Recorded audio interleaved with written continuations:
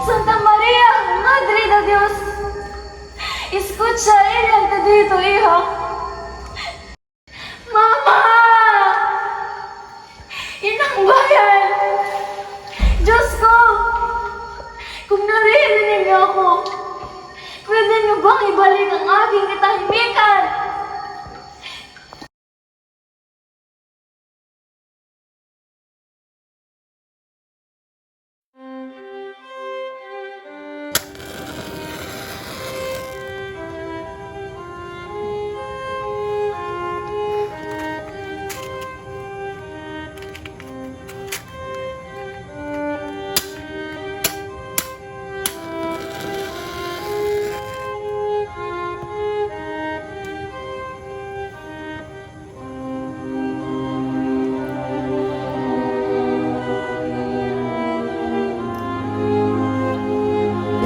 Sa bawat pahina ng aking sinusulat, nakikita ko ang pagdurusa ng aking bayan.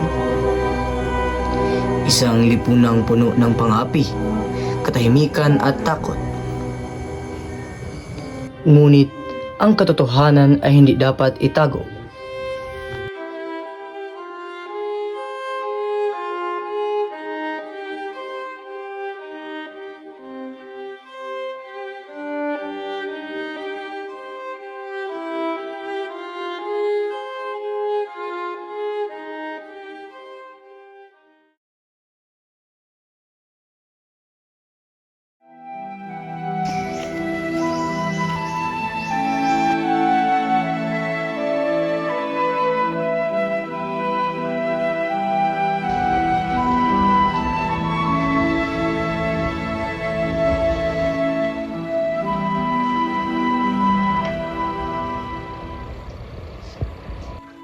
Ay, nakakakilig!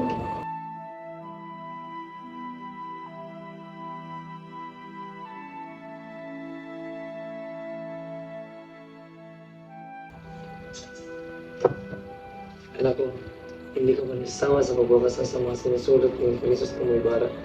Hindi po, Papa. Kaya akong mamuhay araw-araw na ito lang ang aking binabasa. Ang kanyang mga sulat para sa akin ay parang tinapay. Binubusog nito ang aking puso't kaluluwa. Kailan kaya siya babalik? Huwag ka sana mabibiga sa aking ibabalita. Ano po iyon, Papa? Si Krisos ng Ibarra ay nagbabalik na sa Pilipinas. Ha? Talaga? Kuratin niyo po, Akama. Sampal-sampalin niyo na din ako para malaman kong hindi lang ito isang matamis na panaginip. Hindi ka na naginip, anak. Hindi ka na naginip. Ang saya ko po, Papa. Mas masaya pa sa mga ibong nagsisikantahan sa tuwing umaga. Kailan siya babalik? Sa susunod pa na linggo, maghahanda ako ng salo-salo para sa kanyang pagbalik. O anak, huwag ka namang malulungkot. Hindi po, Papa. Ito'y Lagrimas de Alegrias. Nakapaghintay na ako ng 7 taon. Paano pa kaya ang 7 araw lang? Masaya po talaga ako, Papa. Masayang masaya. Masaya din ako para sa iyo, anak.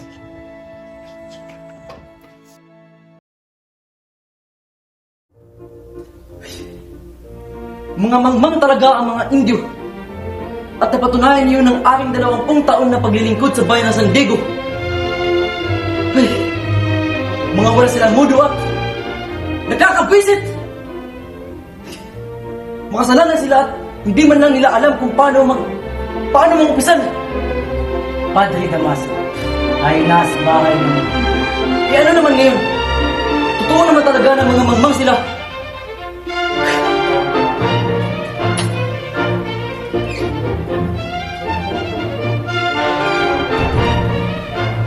Magandang gabi sa inyong lahat. Kinagagala kong ipagpakilala ang anak ng aking kaibigan gumahong na si Asti Crisostomo Ibarra.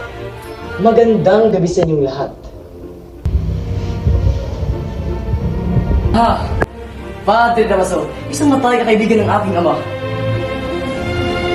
Isang matay ka kaibigan ng aking ama. Hindi ako bingi. Narinig ko ang iyong mga sinabi. Pero nagkakamali ka. Hindi ko naging kaibigan ng iyong ama. Ito ang kumaintindihan mo.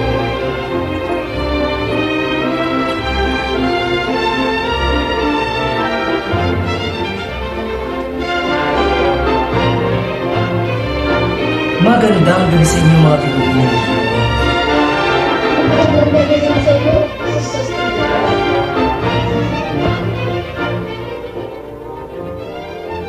Ikaw, anak ni Don Rafael Ibarra, Hindi kayo nagkakamali. maligaya at igbabalik. Galing sa Europa, kilala ko ang iyong ama. Ano ba naman ito sa Santiago? Hindi naglaro ako. Ito yung kalalas mong babae.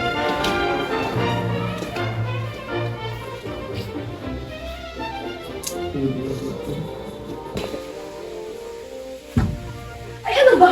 Ganyan ba ang tamang pagtrato sa isang mistisa? Bulag ka ba? Di naman ako bulag. Sa katunayan, mas malinaw pa ang aking mga mata. Pinagmamasdan ko lang kasi ang kulot mong buhok. Ay alam kong maganda ako, pero hindi ibig sabihin ay pwede mo nang binyagan ang mamahaling saya ko.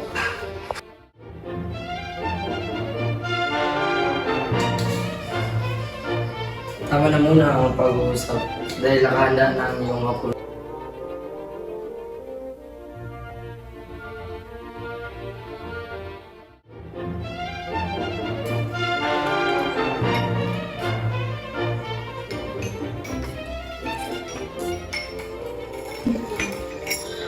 Kailan ka ba pupunta sa Europa?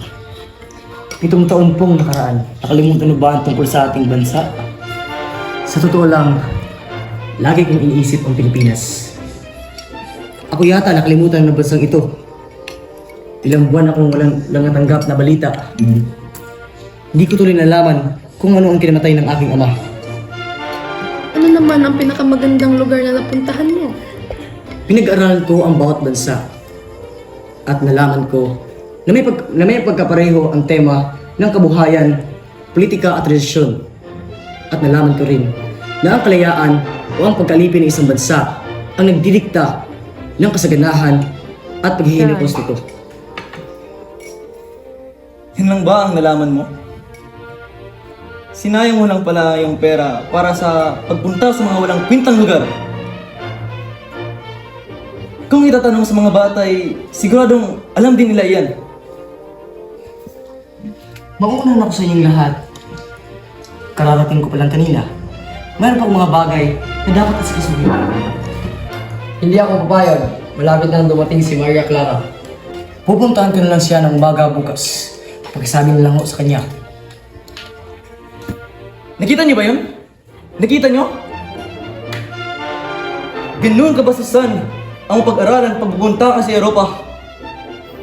Kung hawak ko lang talaga ang gobyerno, hindi ko kayang pumunta dun.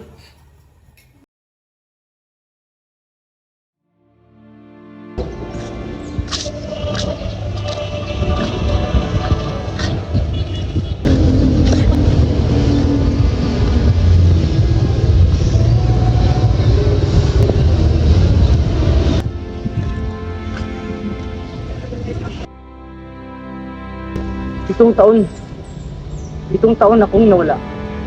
Ngunit, wala man lang masyadong pagbabago dito. Kakalungkot.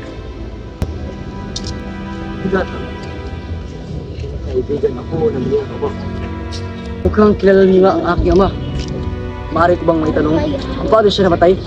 Simon, alam mo naman siguro kung saan siya namatay. Sa totoo lang ay hindi ko rin po alam.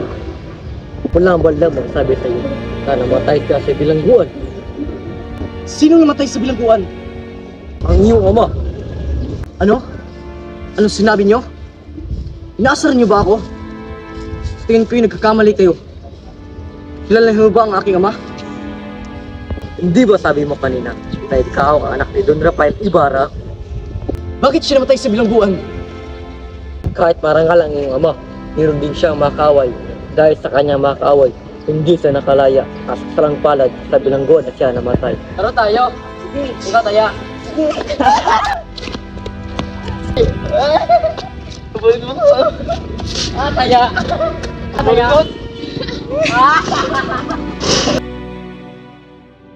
Alam mo ba yung lalo na babagi ko? Oo. Tara, lalo tayo.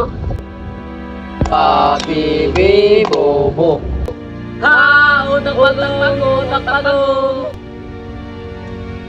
Hoy! Anong sabi niyo?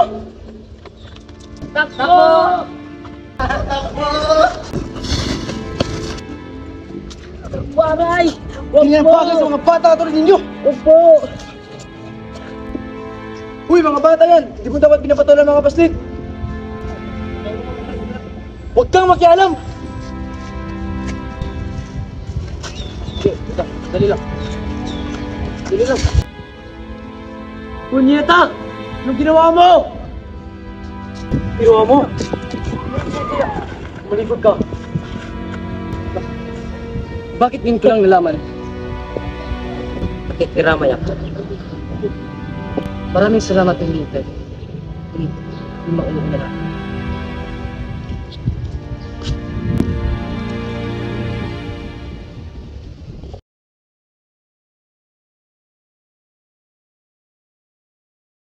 Bigay sa'kin ng buong may kapal, kailan may di magmamaliw ang aking pagmamahal. Iduduyan ka ng Magandang araw sa Tia Isabel. Mari pong makita si Maria Clara. Ay, nandyan siya sa loob. Halika, tuloy ka.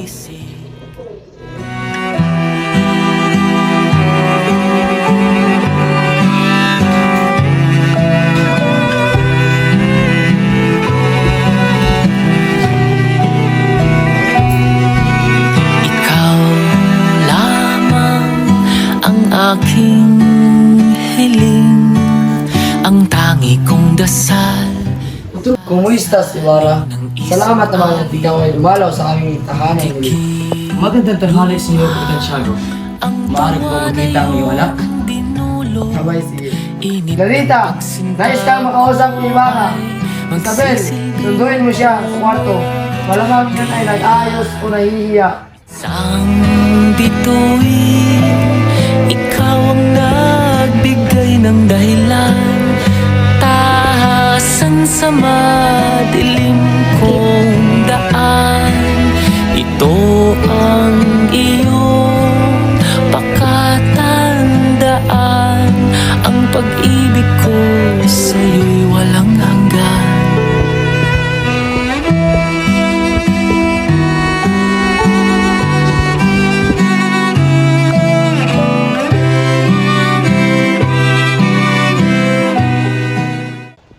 Mga bagong Panginoon, ang hali na.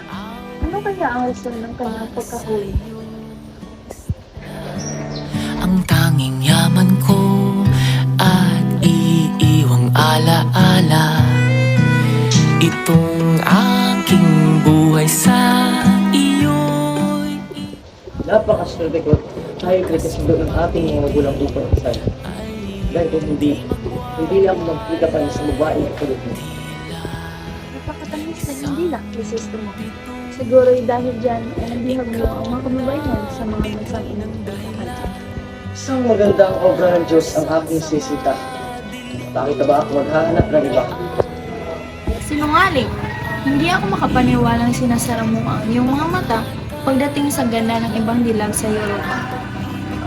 Ang kagandahan ay nasa panlasa ng isang tao. At ito ay naroroon sa taong sinusuri ng kagandahan. At mula sa aking puso, sinasabi ko sa iyo, ikaw ang aking pinakainiibig. Patawad aking sinta, ngunit kailangan ko ng lisan ng iyong piling. Bukas ay Todos dos Santos, kaya kailangan kong pupunta ng isang tao doon upang tulungan ako bukas. Indihan ko ay Ibarra, naway sa paglalakbay mo ay ligtas sa pangtiwasay. Patnubayan ka nawa ng may kapal. Paalam, ikaw sinta. ang nagbigay ng dahilan. Tahasan sa madilim kong daan.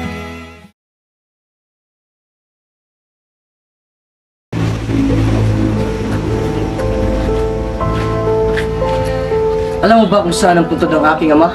Opo, senyorito. Tinangnan ko po iyo ng halamang adelpa at nilagyan ng malaking krus ang puntod upang hindi ko po makalimutan. Ngunit, akala ko ba alam mo kung ano ang puntod ng aking ama? Dispensya po, senyorito. Alam ko naman po talaga yun eh. Ayun po, alam ko dyan sa nakalibing.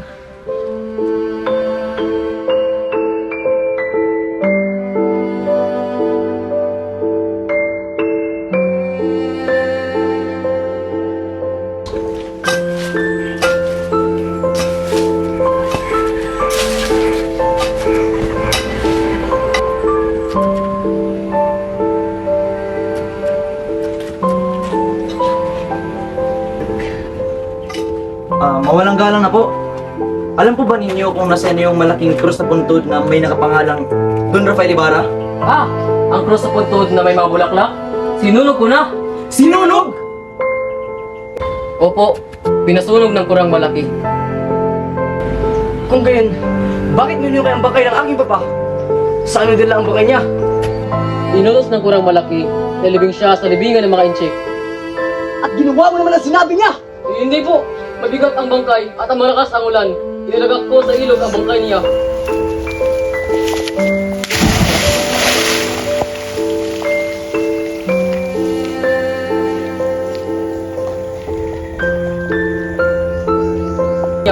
Pasensya na po, senyor.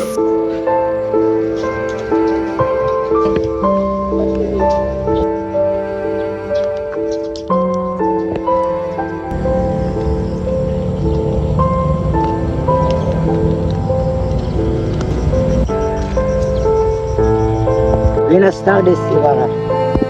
Ikaw? Ikaw ba ang gumawa ng ganoong kalabastangan sa aking ama? Ikaw ba? Sumugot ka! Kung ano man iyon, sinasabi ko sa iyo ngayon pa lamang. Wala akong alam tungkol sa sinasabi mo. Kung gayon, sino? Patawad po. Reverensya para sa aking Senyor Ibarra. Hindi po niya alam ang kanyang nagawa dahil sa sobrang galit po.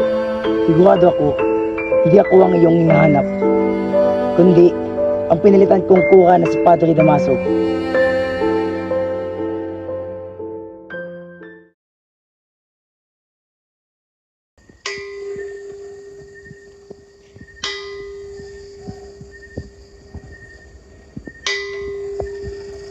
Crispin, lakasan mo pagpatunog ng kampana. Opo kuya, pero sumasakit po ang mga kamay ko.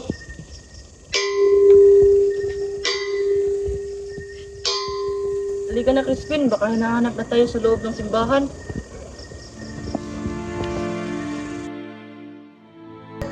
Totoo bang may nawawalang pera? Oo raw, 2 unsa ang sabi nila. Pinagbintangan nila po ako. Pero hindi ko pa ginawa kuya. Gusto ka na pong umuwi kay inay. Mag-please ka muna Crispin. Kinakailangan natin ang perang kinikita para sa gamot ni inay. Hoy! Kayong dalawa, di pa tapos ang usapan tungkol sa nawawalang pera. Wala po akong kinuha. Ika kami, hindi ka makakauwi. Maawa po kayo. Bata pa po ang kapatid ko. Wala kaming ginawang masama. Ika, pareho kayong mananagot. Kuya! Tulong mo po kayo! Kuya! Susaktan! Panginoon, tulungan mo po kami!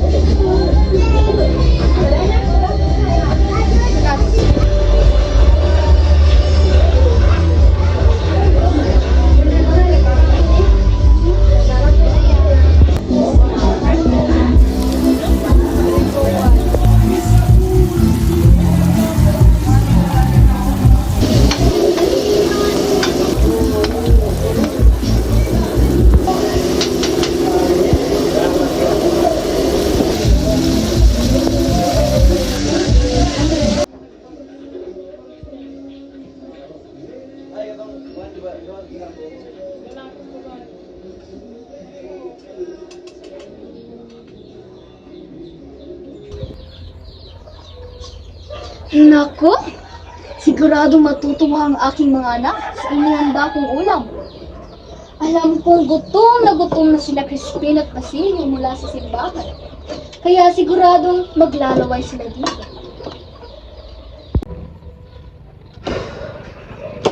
Nagugutom ako, sisa!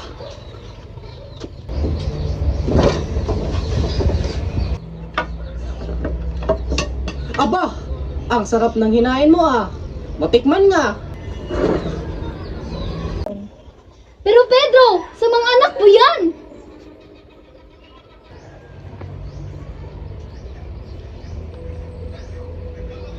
Bakit? May reklamo ka ba?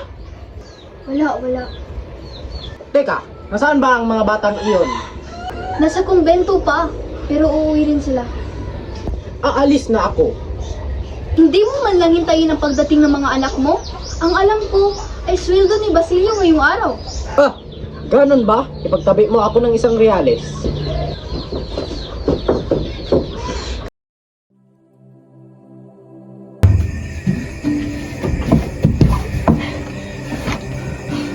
Inay! Inay, tulungan mo po ako! Jesus Mariosep! Anong nangyari sa iyo, Basilio? Huwag ka na po mag-alala, Inay. Naiwan si Crispin sa kumbento. Naiwan? At siya ba'y buhay? Salamat naman at buhay siya. Bakit kaduguan? Ako naman. Ako po'y tumakas sa kumbento. Ngayon lamang ko pinauwi ni Sacristan Mayor. Hindi daw ako makauwi kundi alas 10 ng gabi. Mangula talaga silang hiya. Sadyang mangulang puso. Halika anak, mabuti natin ang sugat.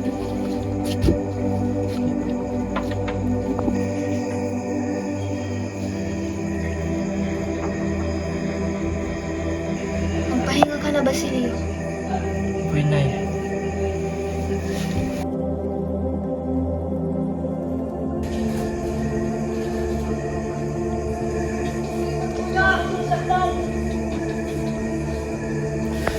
Crispin! Diyos ko po anak, anong nangyari sa'yo? May problema ba? Nay, ayoko na po maging sakristan. Kunin niyo na po bukas si Crispin sa kumbento at aking huling sahod. Oo nak, sige na, tumahan ka na.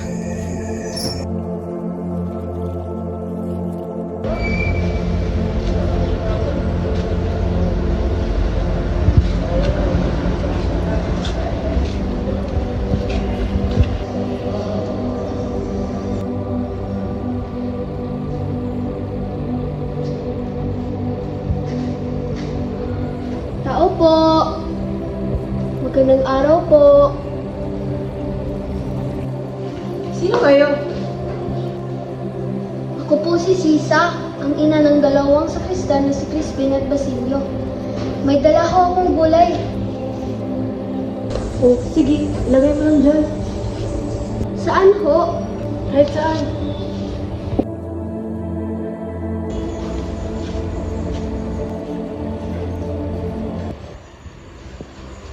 Maaari ko ho ba makausap ang kura? Hindi maaari, may sakit ang kura. Kung gayon, ay kahit makausap ko na lamang ang anak kong si Crispin. Huwag ka na magkaila. Alam mo na lahat na si Crispin ay nasa ng bahay na. Si Basilio lamang ho ang nasa bahay. Ngunit si Crispin ay naiwan dito. Ibig ko sana makita siya. Naiwan nga! Ngunit tumakas din pagkatapos magnakaw ng maraming bagay. Baka nga, hinahanap na siya ng mga gwardiya siguro sa inyo eh. Hindi yan totoo! Kahit mahirap kami, hindi namin yan magagawa. Huwag ka na magbaang-baangan pa! Alam na namin lahat na magnanakaw ng iyong anak! Mga masamang tao! Umalis ka! Alis! Hindi ako magtanakaw mga anak ko! Alis ka dito! Magnanakaw!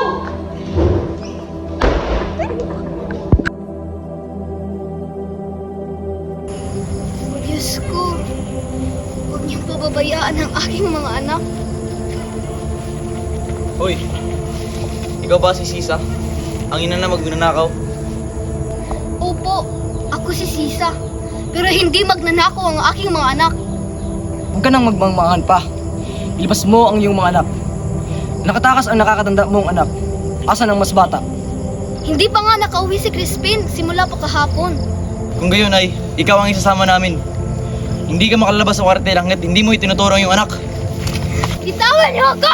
Hindi! Sumama ka sa amin!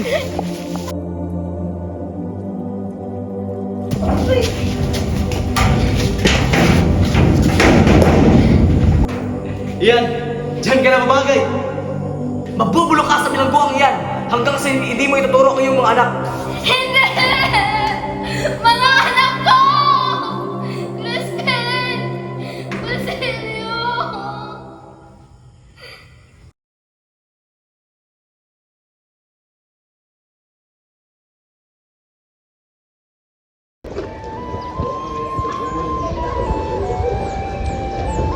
Ano ba ang iyong ginagawa? Mukhang hindi bagay sa isang babae na may mataas na lipunan ng ganyang anyo. Mas mabuti pang aking ayos. kaysa nagmumukhang nagmamarunong, ngunit walang alam.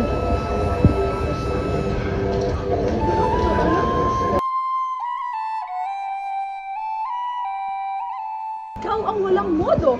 Ikaw ang walang respeto. Karapatang magsalita dito. Ikaw, anong karapatan mo mang insulto sa akin? Mas mataas sa'yo sa lipunan.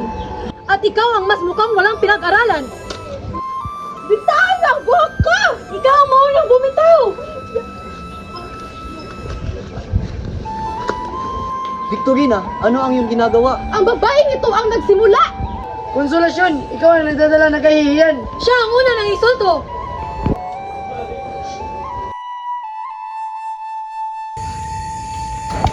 Makalaya ka na daw. Wala namang pagkain sa iyong gobyerno dito. Kasi naman mag-aasawa na nga lang yung wala pang kwenta. May mga anak na nga, pero mga magnanakaw. Lumabas ka na! Lumabas ka na! Anak ko! Nasaan na kayo?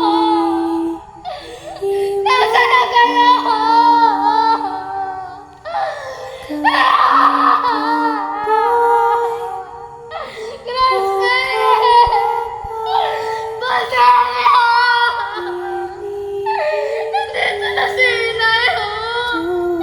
Nasaan na kayo?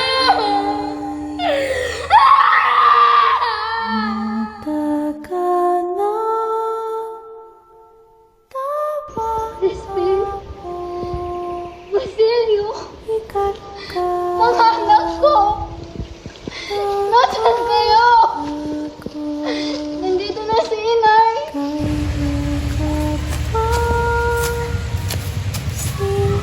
Inay! Inay!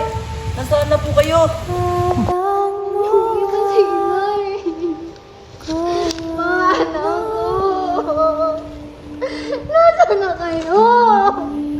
Diyos ko, Panginoon, tulungan mo ako! Crispin! Anak ko! Ikaw ba yan? Hindi ikaw ang anak ko!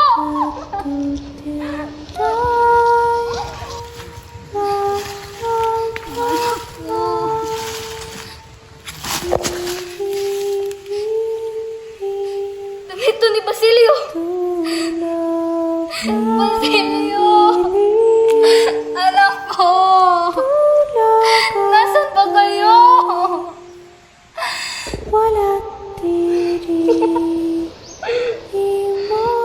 Hangin?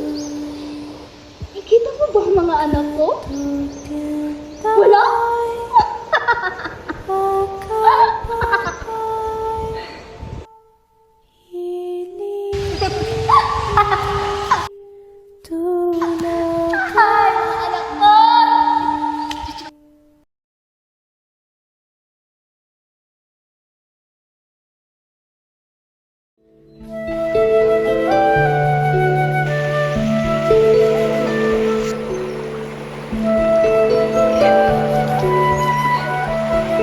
Ganda ng panahon ngayon. Mainam na magkasama tayo sa ganitong lugar. Tunay nga, ang hangin dito ay napakalinis at payapa. Siyahan tayo. Hindi araw-araw magkakaroon ng ganitong pagkakataon.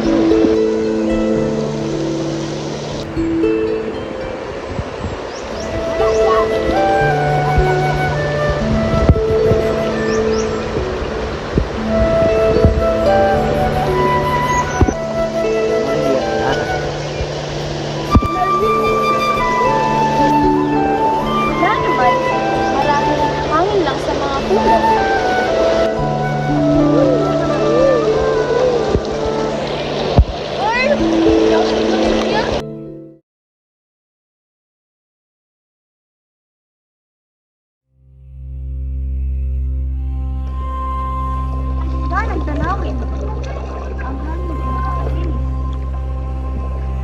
Tunay nga, Maria Clara.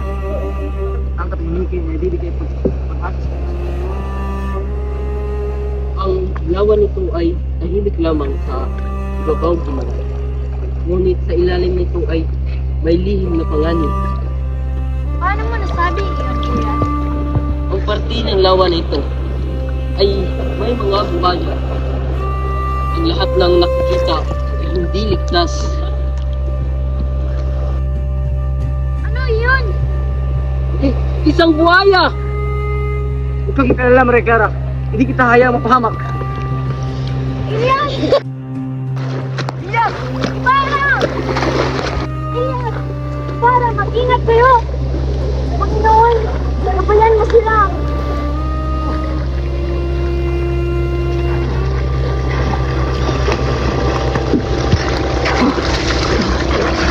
Halika, tulungan mo kayo! Ilyas!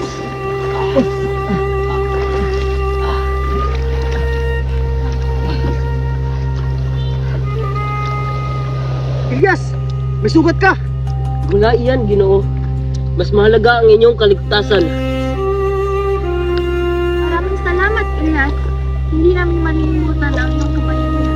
Ang buhay ko ay maliit lamang kung ihambing sa kapakanan ng iba.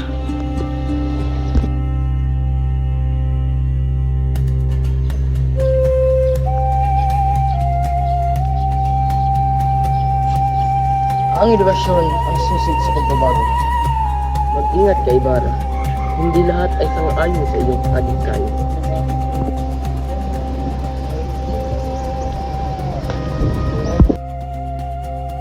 Hindi dapat magtagumpay si Ibarra. May paraan upang siya'y mapahamak.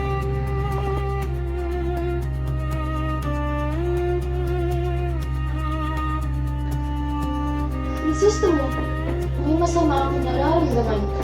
Parang may masamang nangyayari. Huwag kang mag-alala, Maria Clara. Wala akong ginagawang masama. Ang hanap ko lamang ay ikabubuti ng ating bayan. Saan ang pinto? Saan ang pumalaan? Halika rito! Krisis mo, Ibarra, ikaw ay inaaresto sa salang ng paghihimagsik. Dito, totoo! Wala akong kasalanan! Maria Clara! Crisostomo!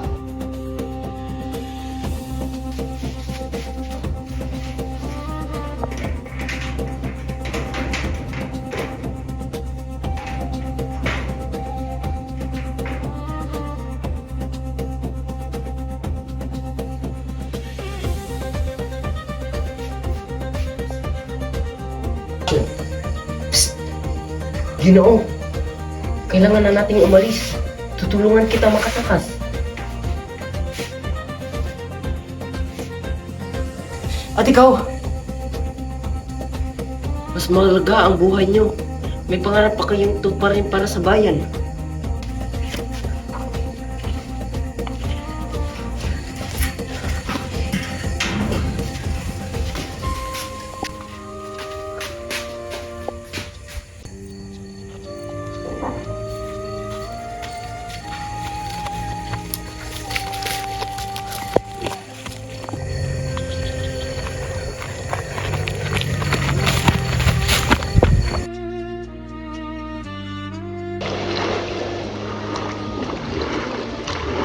Nandun sila!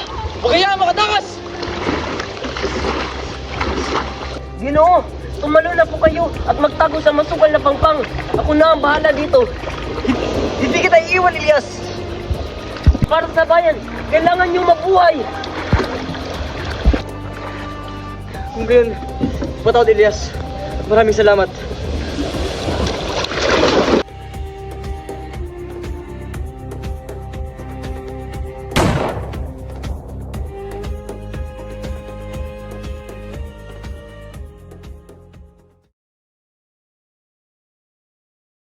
Mga anak ko. Nay! Nay! Nay, ako to si Basilio. Hindi ikaw ang aking anak! Lumayo ka!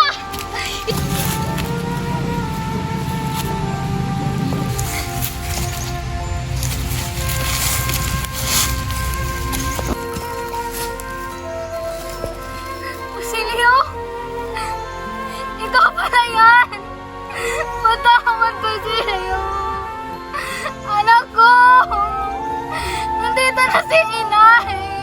Gumising ka! Anak ko! Hindi to totoo!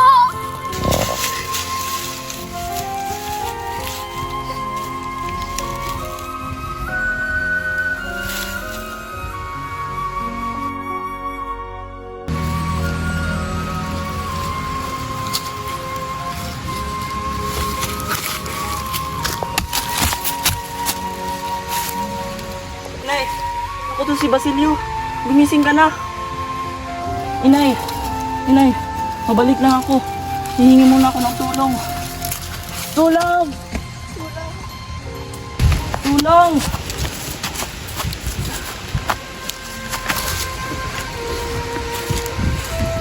Bakit po kayo sugatan?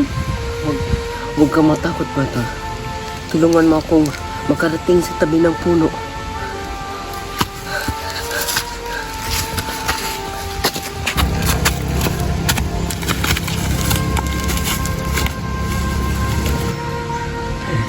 Makinig ka sa akin, Basilio. Sunugin mo kami upang walang makaalam. Hindi po. Walang saysay ang buhay na walang kalayaan.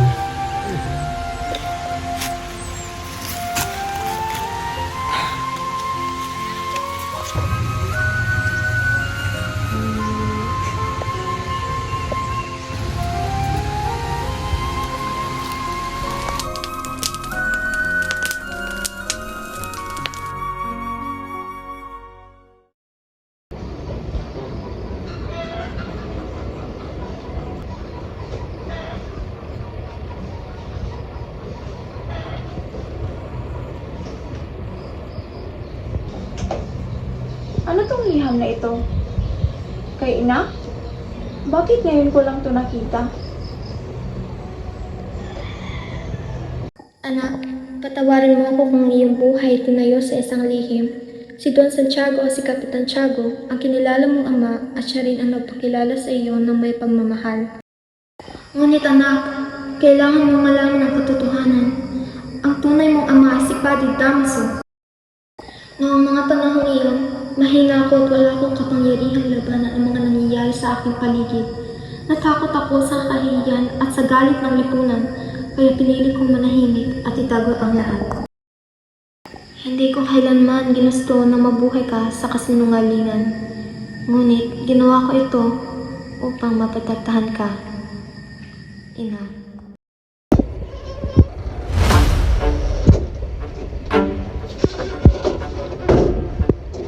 Pamanin ko, Pati Damaso, pero bakit na tayo dito mamumpisan? Huwag kang magalala. Magtiwala ka sa akin. Tulungan namin! Tulong!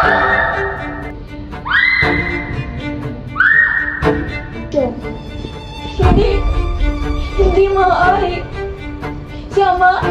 Hindi si Ama ang tunay kong Ama. Si Padre Damaso, siya ba ang tunay kong Ama?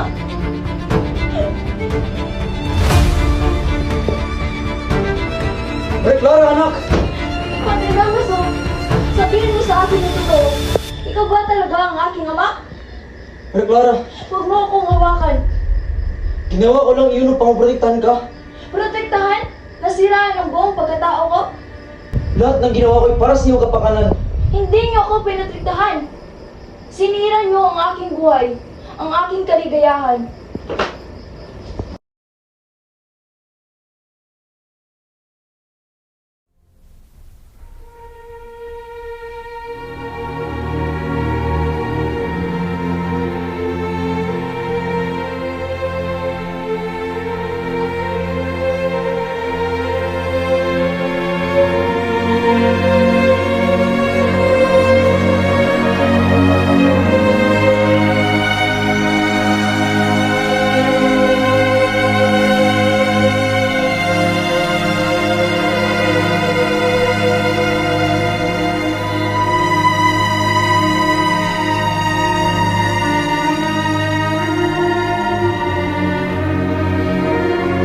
Pakiramdam ko wala na akong kontrol sa aking buhay. Kung ito sa tingin nila ay makakabuti para sa akin, tatanggapin ko. Maria, sigurado ka na ba? Mabigat ang desisyon sa pagpasok sa kumbento. Opo. Marahil dito ko mahahanap ang kapayapaan na aking hinahanap. O kaya dito ko makakalimutan ang sakit ng nakaraan.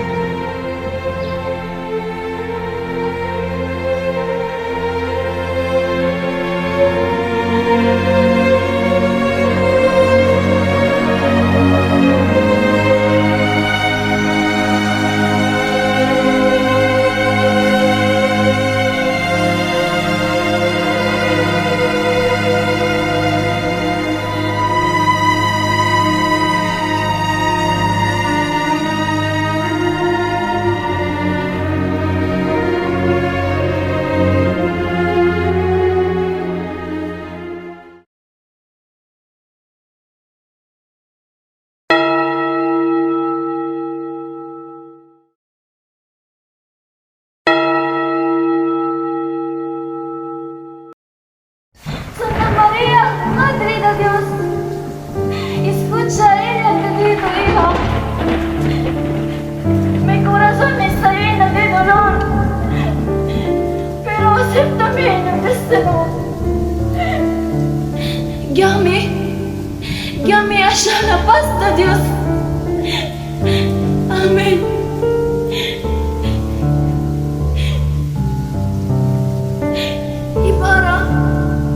Ibarra, nasan ka na ba? Tilang hindi nagbago nang wala ka. Lahat ng pangarap ko, ang aking pag-ibig, ang aking kalayaan, lahat kinuha na sa akin. Mama! Inang bayan! Diyos ko!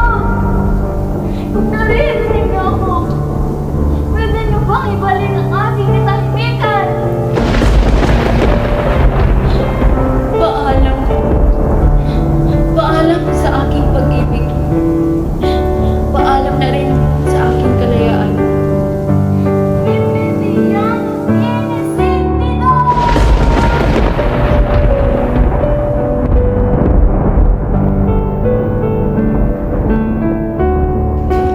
Ang aklat na ito ay hindi lamang isang kwento. Ito ay salamin ng ating lipunan.